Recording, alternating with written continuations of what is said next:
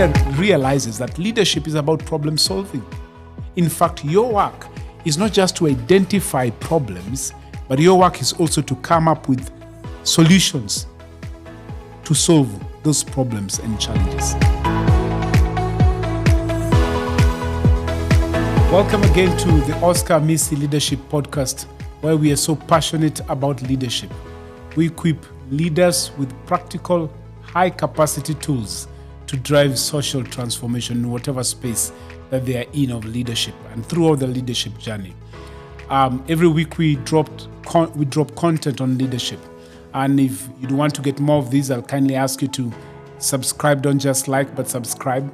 Share it with those that you care for, those people that you know would need this kind of content to improve and better their leadership journey. But for you to get more of my content, I'll ask you to visit Amazon and get my latest book, Seed It Out, How Great Leaders Become Great Leader Makers. And that will be one of the biggest decisions you'll have ever made in your leadership journey.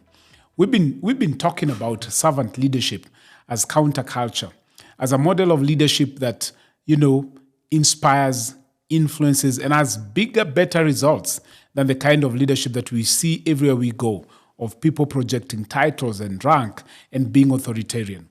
And we started off by introducing 3 pillars that, in my opinion, are negotiables for any servant leader, for servanthood kind of leadership. And the first one we gave you was mentality, how servant leaders think. And then last week we talked to you about the right motive of leadership.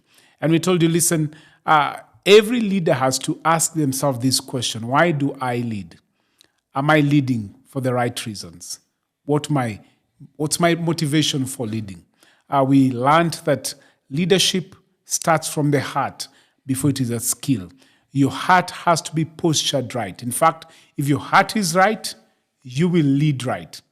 If your heart is not in the right place, then that will be seen in your leadership, will be seen in how you're driving the people that are around you. So mark this. If your heart is right, you will lead right.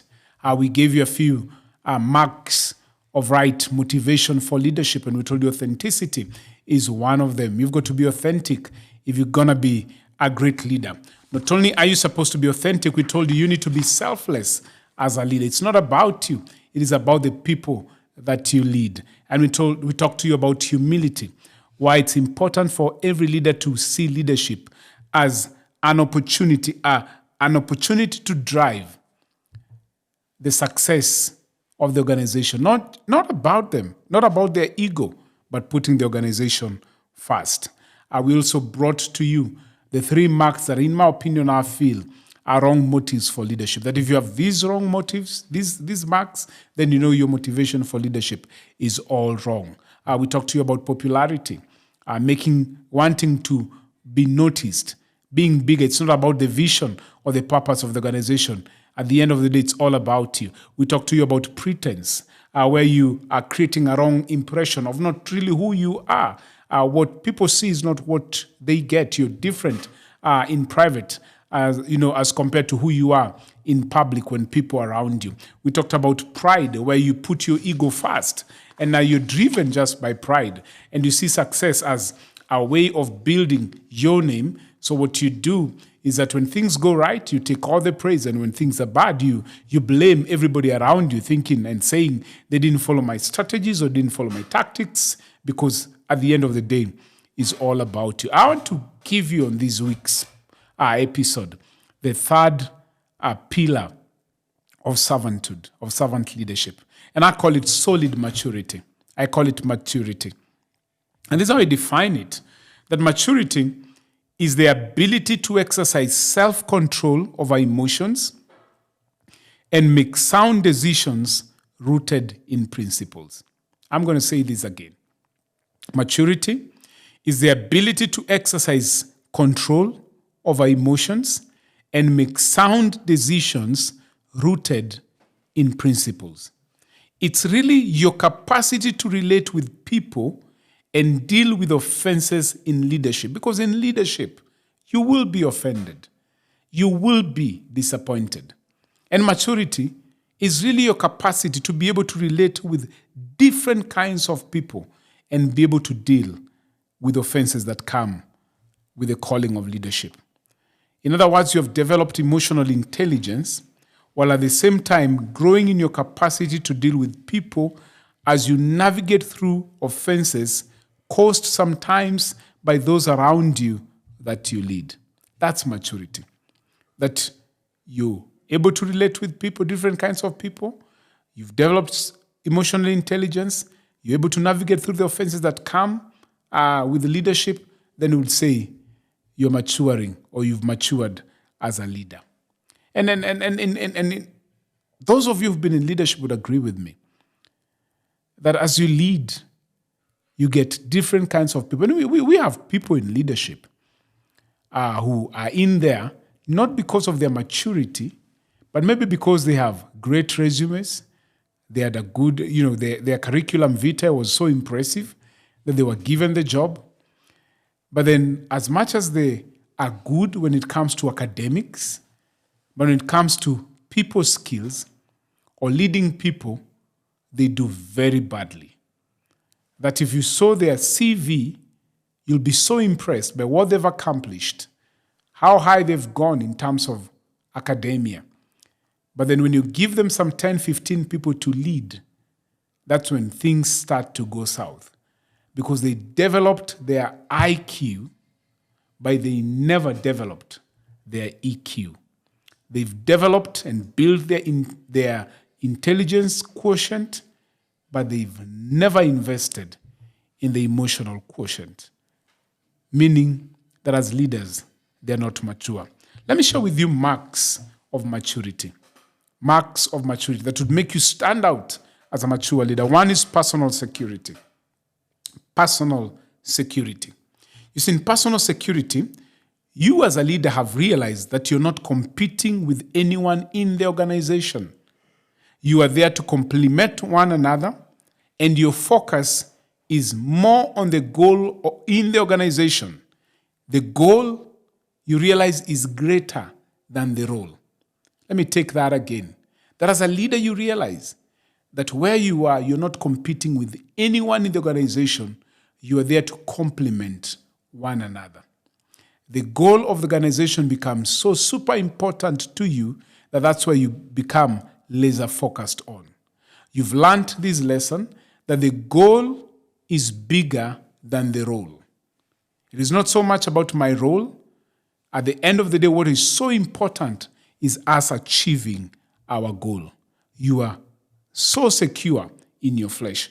In personal security, you realize that, listen, if somebody is better in some other fields, in some other ways that I'm not better in or I'm weak in, you don't get insecure. Because if you get insecure, then you start to control people. People who do not have personal security, who are not secure in their calling, control people. You make sure you pull them back. You don't allow them to develop and grow to a certain extent, because your fear is if they excel, maybe they'll outsmart me. Maybe they'll be more recognized. But if you're mature, you get to understand there are areas I'm strong at. I'm going to maximize myself in those areas. There are areas I'm weak at, and there are people in the team who are better in those areas. I will push them forward to thrive in those areas, especially in areas that are their sweet spot.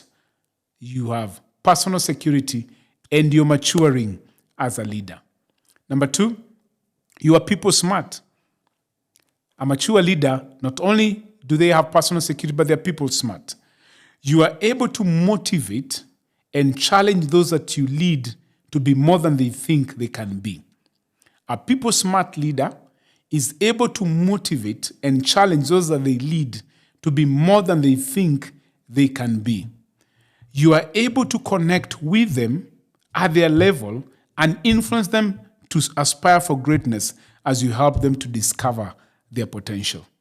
A people smart leader is able to connect with people, all kinds of people, difficult, good, complicated, complex, easy people, able to connect with them, influence them as you build relationships, and even be able to influence them to aspire for greatness as you help them to discover their potential. You see, you learn that the effective leadership is the ability to get things done through others. People smart leaders. No, I don't have to do everything. I can lead through others. I can get things done through others. Remember the first mark that we talked about, personal security?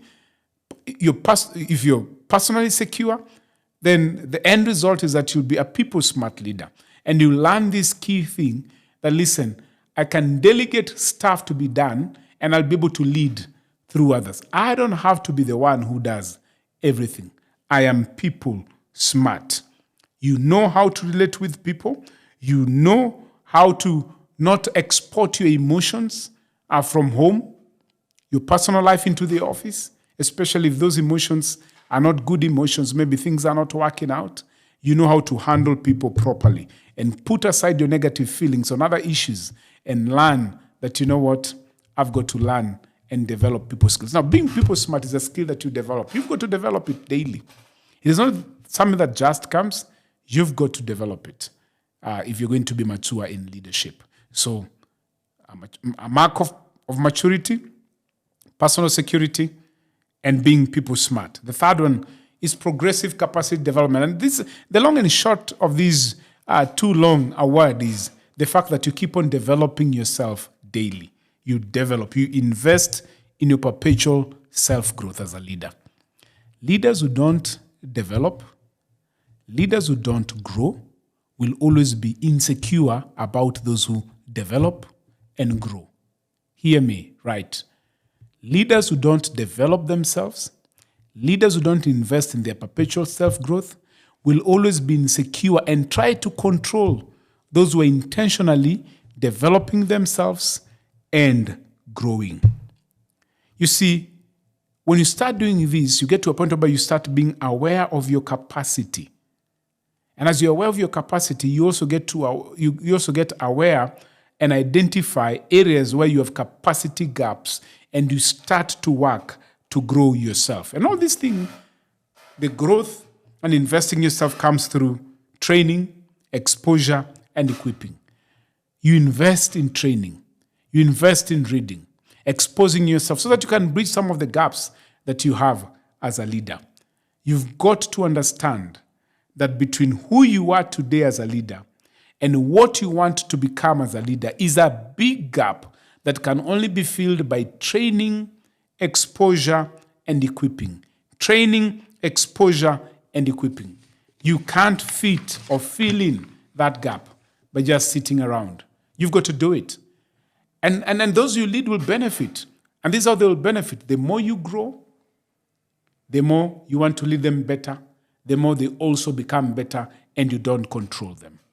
Let me give you a last one on that score. Problem solving. Another mark of maturity is problem solving. Every leader realizes that leadership is about problem solving. You wake up in the morning, you hit that office, there's a problem for you to solve. You're leading that organization, there'll always be problems for you to solve. In fact, your work is not just to identify problems, but your work is also to come up with solutions to solve those problems and challenges. So a leader, mature leader, doesn't just complain and murmur and whine about the challenges that are there. They understand that my work in this place as a leader is to come up with solutions that will solve the problems that we are going through. I like an analogy that a good friend of mine called Tim Elmore from Atlanta, Growing Leader, says that leaders are drivers and not passengers. That's what he says. Leaders are drivers and not passengers. You see, in a bus, a passenger can disembark at any point, especially if the bus develops a tire burst or a flat tire. Passengers can disembark. If it breaks down, they'll disembark and get another bus. But the driver can never disembark because the driver is the driver of the bus. The driver has to come up with a solution to move that bus from where it is to where it's supposed to go. Leaders are drivers. Leaders are not passengers. Would you be a problem solver? Would you move out and say, I'm not going to just whine about challenges and problems. I'm going to solve the problems that are there. If I don't solve them, no one will because I am a leader. All right? So marks of maturity, your people smart, your personal security, progressive capacity, development, and problem solving.